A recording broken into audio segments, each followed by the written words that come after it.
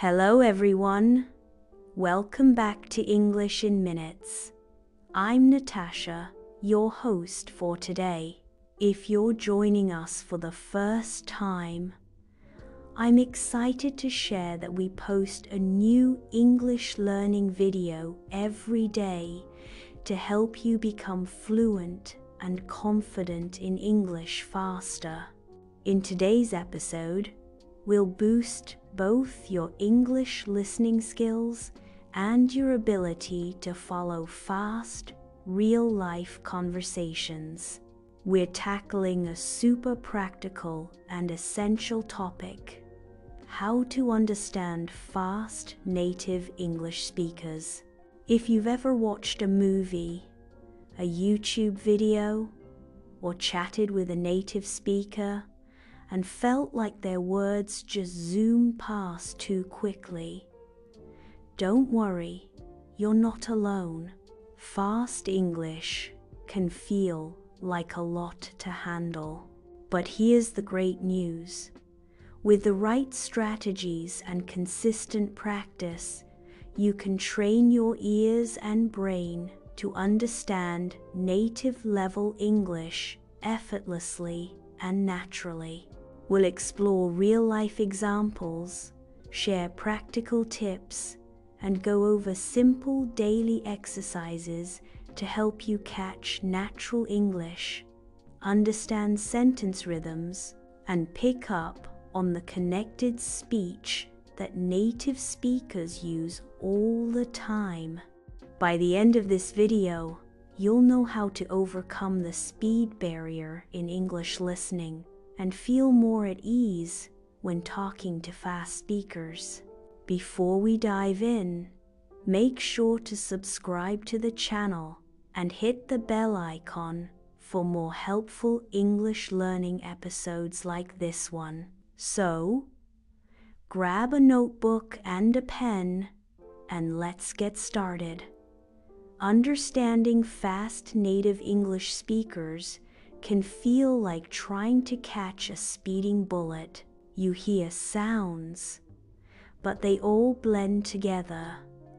Words get skipped, sentences merge, and by the time you think you've grasped something, the conversation has moved on.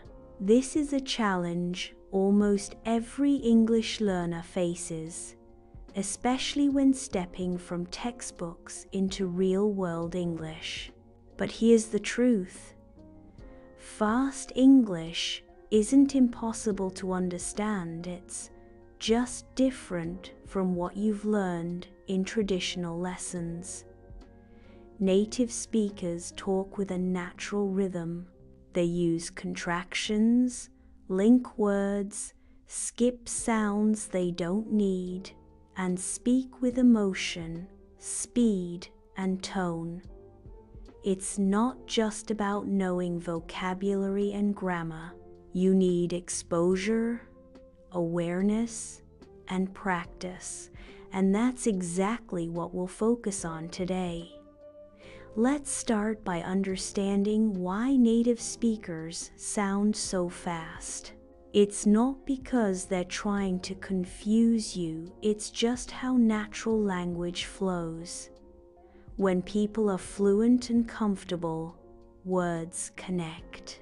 For example, instead of saying, "What are you doing?" a native speaker might say, "What you doing?" Or instead of, "I am going to," you'll hear, "I'm gonna."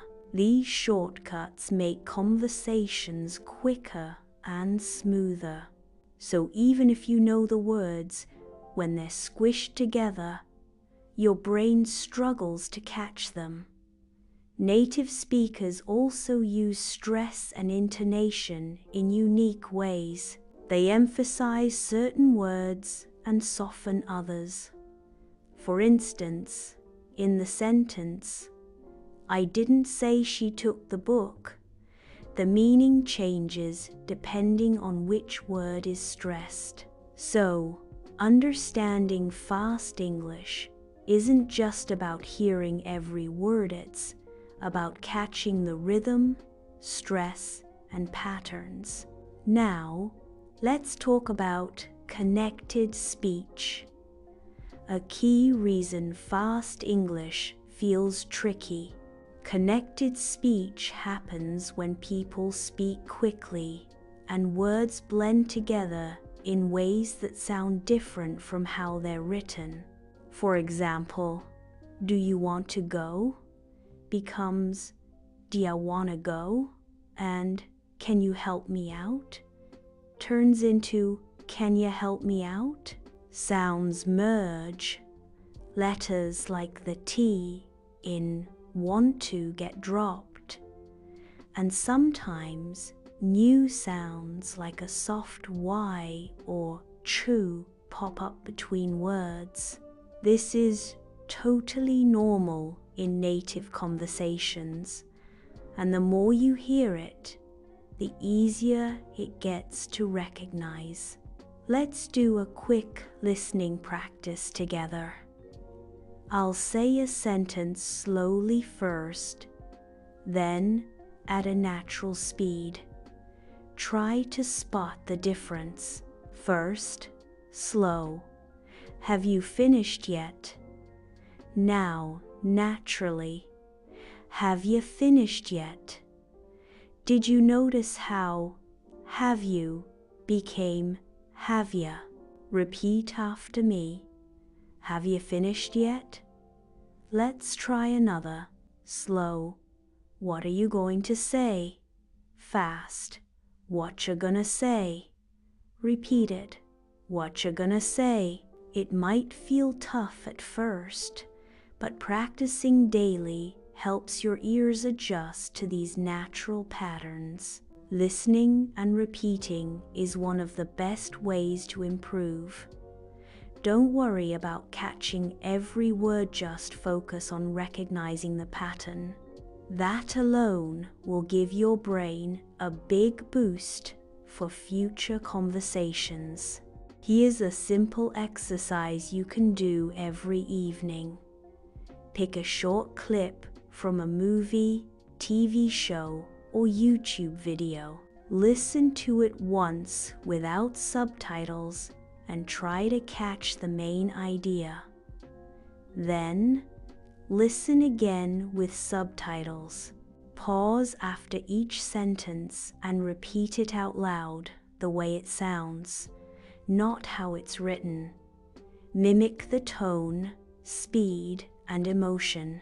This shadowing practice is a powerful way to improve your listening and speaking at the same time.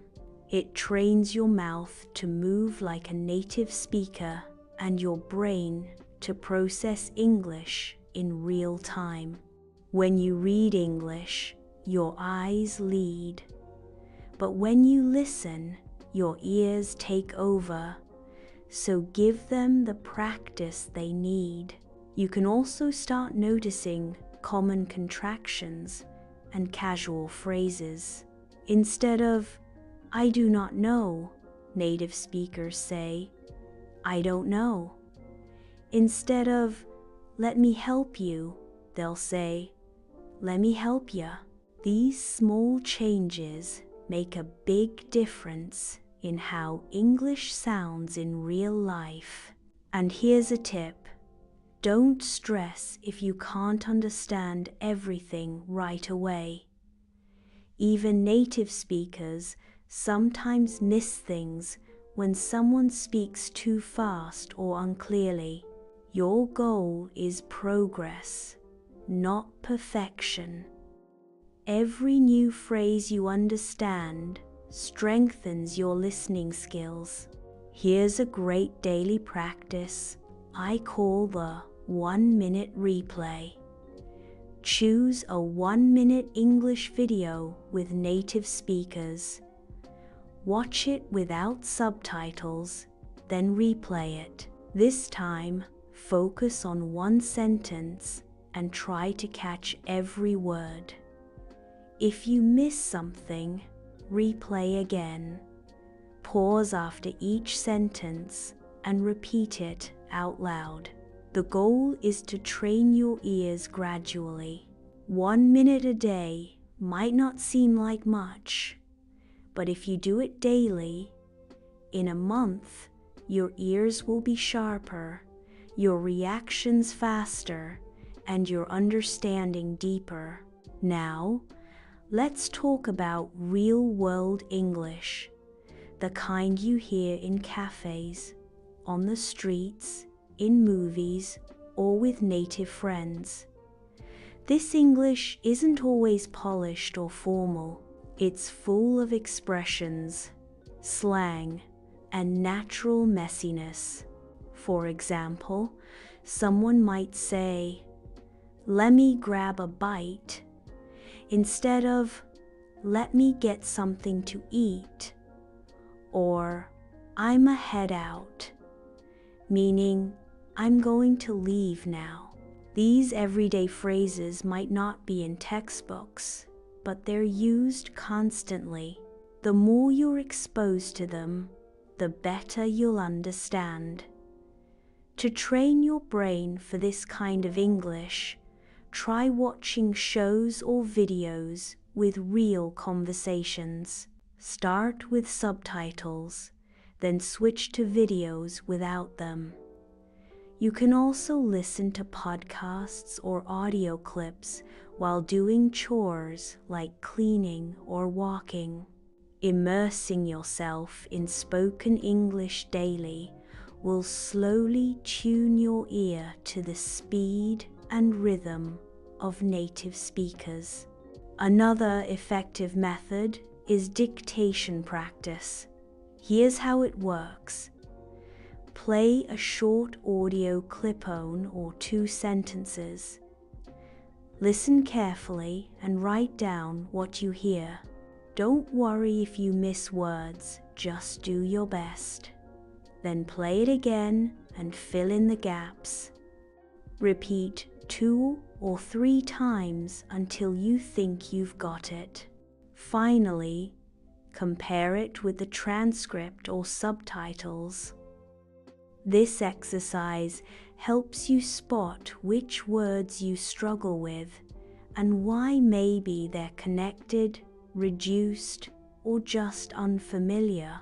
Dictation improves your focus, memory, and spelling, especially for small words like to, of, a, and an that often vanish in fast speech.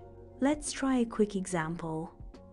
I'll say a sentence fast, and you try to write it down. Ready? I could have called you sooner.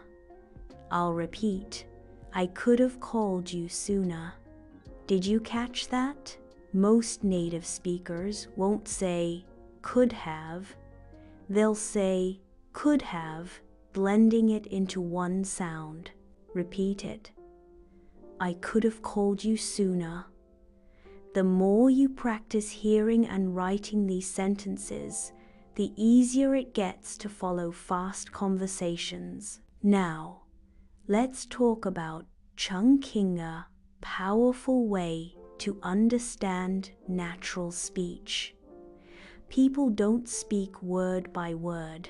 They speak in chunks or groups of words. For example, instead of hearing "How are you?" as 3 words, your brain should hear it as one sound. How are ya? Instead of "Do you want to go?" it's "Do you want to go?" These chunks come from common patterns and phrases. When your brain starts recognizing them as whole units, you won't need to translate word by word anymore. Your brain will process faster and more efficiently. To train for chunking, listen to the same phrases repeatedly in context. Watch interviews, dialogues, or shows where these structures appear. Repeat them out loud and make them part of your daily language. Soon, you'll recognize chunks automatically, even in fast speech.